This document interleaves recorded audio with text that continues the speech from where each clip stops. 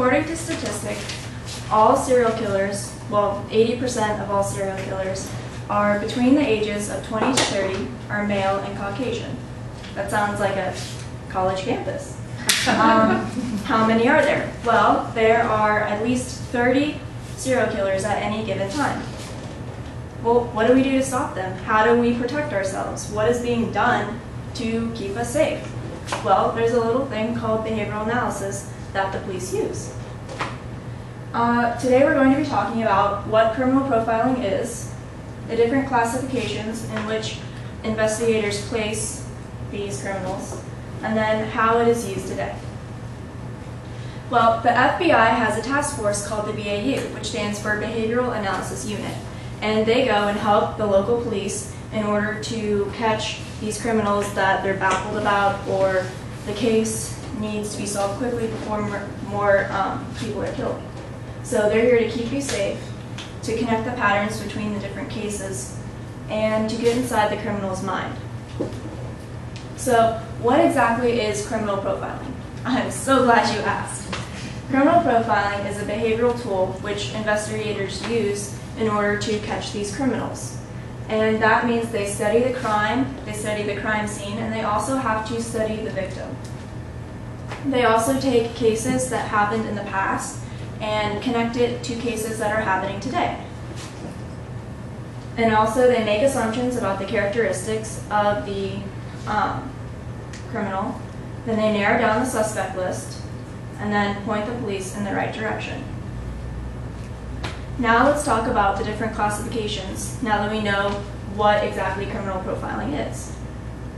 Well, there's a Holmes typology, which refers to the motive method. And the motive method, well, it does stuff. It tells us in what way the criminals commit their crimes. And so there's the act-focused criminal. And he does things more quickly. He can be visionary, which means he has voices telling him what to do, or he has visions about what he should be doing. And then there is the missionary, which they believe that it's their specific duty in order to take out a group of people. Then there's the process-focused killer.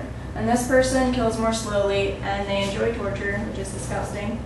They kill for lust, thrill, which means they get a kick out of it, or gain, which means they think that they can profit in some way by killing these people. Then there's the power-seeking killer, which they believe they can play God, and they want to be able to control life and death.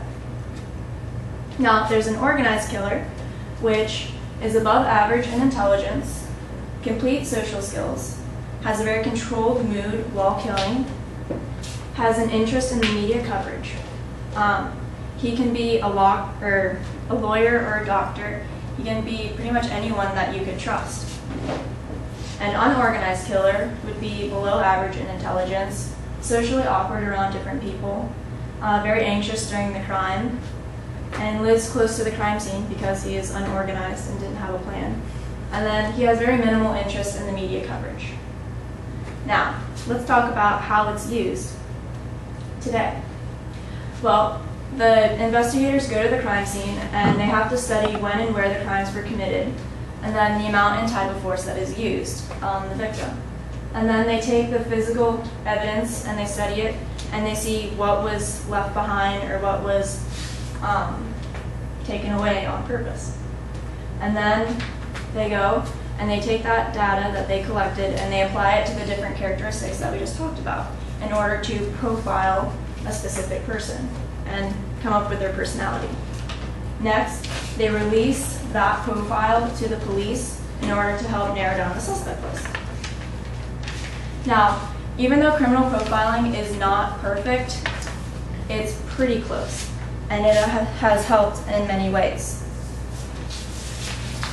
For example, this man looks very nice, friendly, smiling, charismatic, maybe very good in social places. This man is a serial killer. His name is Ted Bundy, and he killed over 30 women, all in America, in several states. And Had it not been for criminal profiling, this man might not have been caught. So he did many terrible things. We don't want to talk about them because they're very gruesome and disgusting. But thanks to criminal profiling, he was able to be caught and saved, or we were able to be saved. And then the purpose of the speech was to really remind you that there are people out there protecting you every day and trying to keep you safe. And also, you shouldn't, or any one of us in this room could have been next. A serial killer could have killed us, but thankfully we have criminal profilers who are here to keep us safe. And yay for them.